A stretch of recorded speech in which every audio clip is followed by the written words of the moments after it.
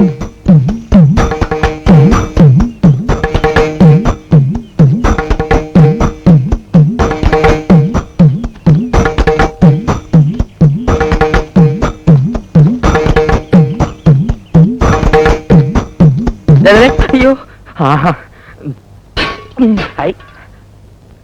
ഭാഗ്യത്തിന് ആ പാറട്ട കളവ് കണ്ടില്ല.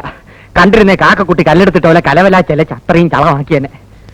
ദേ ശങ്കര, ഞാൻ പാന്റ് ഷർട്ട് ഇട്ട് പോയപ്പോ രോഹിണി എന്നെ നോക്കി ചിരിച്ചു. ചിരിച്ചാ? സ്വാമി ഇപ്പൊ എന്തൊരു പറയണേ ശങ്കരന്റെ ബുദ്ധിയെ പറ്റി? അതിരിക്കട്ടെ, സ്വാമി അവളോട് വല്ലതും കേട്ടാ?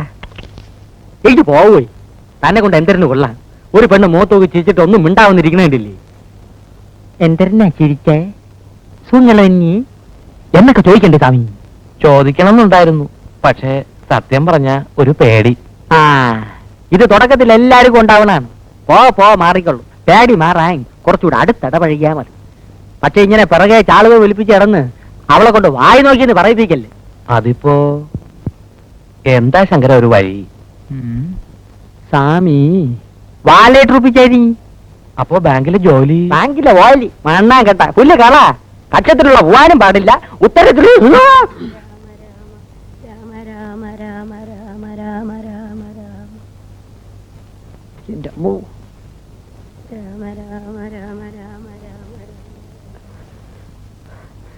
ഇത് വലിയ പാട് തന്നെപ്പാ. ഒരു കാര്യം ചെയ്യാം, ബാങ്കിൽ നിന്ന് ഒരു മാസം ലീവ് എടുത്താലോ? അത് ബുദ്ധി. ഞാൻ വിചാരിച്ച പോലല്ല, സ്വാമിക്ക് ബുദ്ധിയുണ്ട്. എന്താ? അപ്പൊ പിന്നെ ഞാൻ പോട്ടെ സ്വാമി. പോവാനാ സ്വാമി? എന്തെങ്കിലും ചില്ലറ എന്റെ ഇപ്പൊ ഒന്നും ഇല്ല ശങ്കര. ശമ്പളം വായിച്ചെല്ലാം തോയം പൂട്ടടിച്ച് തീർത്താ? ഇല്ല, പാട്ടിരെ കൊടുത്തു. കുഴിയിലോട്ട് കാലം നീട്ടിരിക്കണ ഈ കിളവി എന്തിനു ശമ്പളം വായിച്ച് ചാലയുടെ തുമ്പി കെട്ടി ഇടണത്?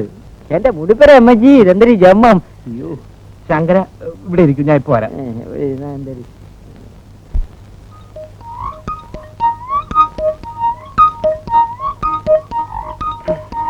ശങ്കര,